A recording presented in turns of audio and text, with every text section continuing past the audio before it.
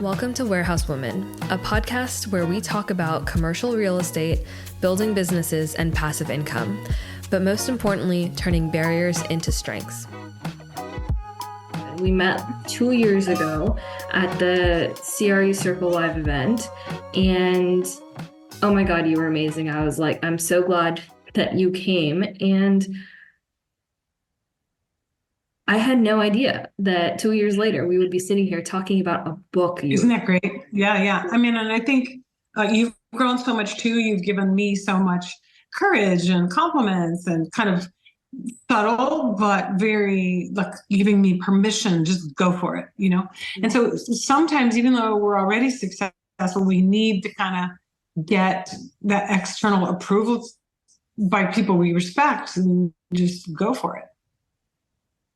I think what's amazing about you is that like you take that, I wouldn't necessarily call it external approval per se, but definitely an external push.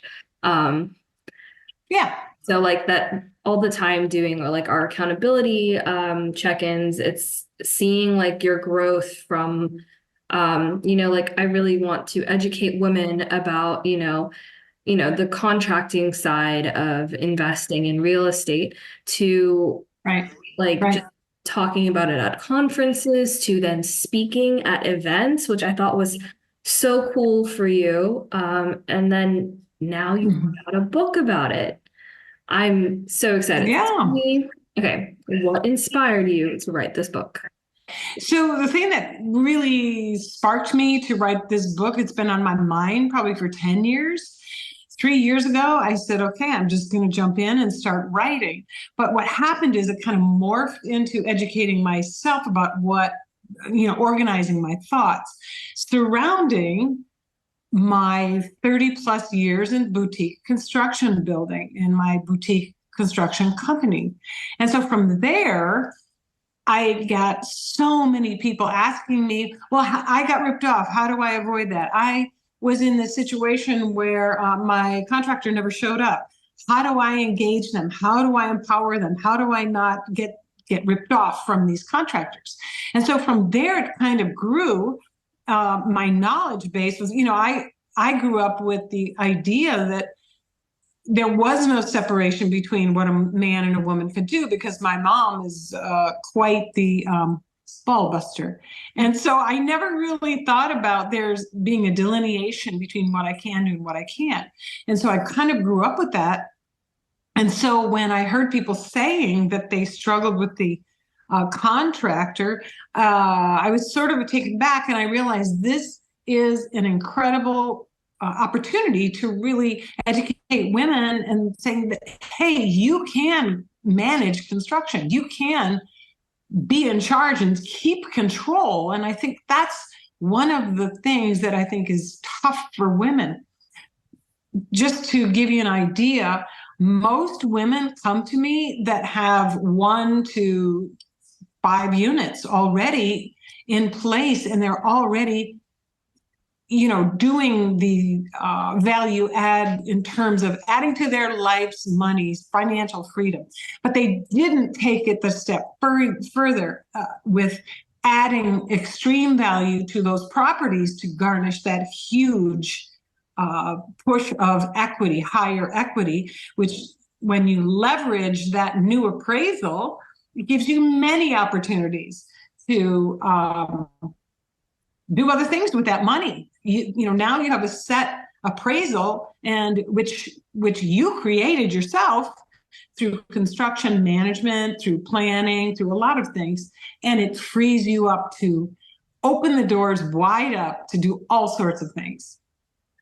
That sounds so interesting. Can you give me an example of coming into a property and finding that major like value add that really kicks up that appraisal, and then how to take that appraisal and find the different opportunities that you were just talking about? So when you're shopping, usually today, especially properties are harder to close, harder to find and harder to close because there's just so many educated investors now. What happens is you need to train your eye, and how you train your eye is by quantity of looking at properties, number one. But number two, if you can get with a seasoned agent and they themselves are investors, whether it's commercial or residential, they can begin the process of talking about highest and best use. And this concept of highest and best use has two pieces. It's what does this sounds kind of hokey, but what does the property say to you? What is it telling you that needs to be there? Then secondly, you need to back it up with facts. You go to the city, you find out the zoning, you find if the zoning can be changed. There's several influencer investors that are big time that like Katie develops, that she does commercial, but she often changes the zoning. So you can change zoning, but it has to be within their city scope of what they want done in the city. So knowing where the sore spots are in the city, like what do they need help with? What do they need? Do they need more housing? Do they need more commercial? Are they missing the combination of retail commercial? Do they need more warehouses? It's really good to get to know your city and really what they want. And then it's easy for you to slip in once you know that. And a lot of people don't take the time to get to know their city municipality. That's part of that training your eye. And that training your eye leads you, let's scale it down. Let's talk about residential for a minute, because it's the easiest place to start. You find a property, it's in really a bad shape, but you feel like there's something there. Excuse me, something there. And you start to look inside the building and you think, hey, this huge dining room, you can add another bedroom. These are very simple concepts. Maybe you can add another bathroom. But what's even more powerful is when you add actual units. That unit count is what's going to up your appraisal big time. And also the physical appearance. Now, if something looks from the 1960s when that appraiser comes around, he is probably thinking, well, you didn't really do that many upgrades, right? So there's a psychological piece to entertaining, and I call it entertaining, an appraiser, which is super important. I think not enough attention is given to that because they're human. They're human also. If they feel like something looks really cool and, kind of trendy and up to date, and they think, oh, this would be a cool place to live, they may give a higher valuation if there's a doubt in their mind which way to go. So they're still based on facts and comps and all kinds of things like that. However, they are very human, and they also can add extra valuation based on their experience. That is really interesting. Thank you for walking me through an example. I did not realize that there were so many different opportunities even after just getting an appraisal done. So I'm going to shift us back towards your book, because I'm sure there's a lot of amazing, useful information just like this in your book. What was your favorite part about writing your book? I'm going a little off script here. Oh, thank you. Thanks for talking about it. I'm just going to give you a little photo shot there, a screenshot. It's called Nailed It. You can get it on Amazon. Sorry, I don't know if the commercial is part of the deal, but you just put in Nailed It and my name.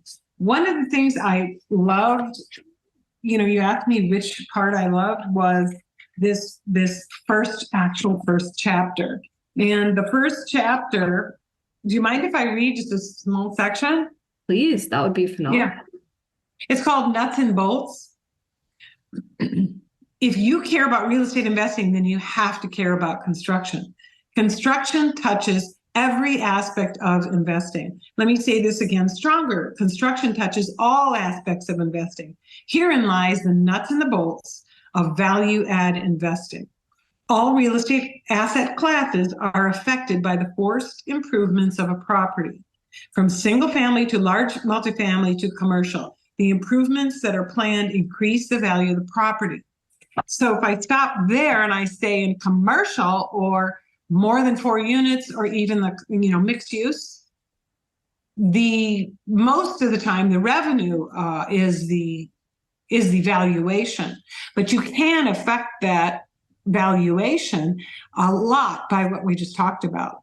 So construction is so important, especially when you pull a permit. Those appraisers love looking at permits. They're like, oh, cool. Now I know they are legit. They've added great value, and then I can go with that higher valuation. Now, some appraisers aren't that willing to listen to you, and you have to figure out a way to warm up to them. You don't want to get in their face because they have a job to do and they have to do it, you know, in favor of the bank because that's who hired them, right? But you can definitely put your 2 cents in and tweak it a little bit.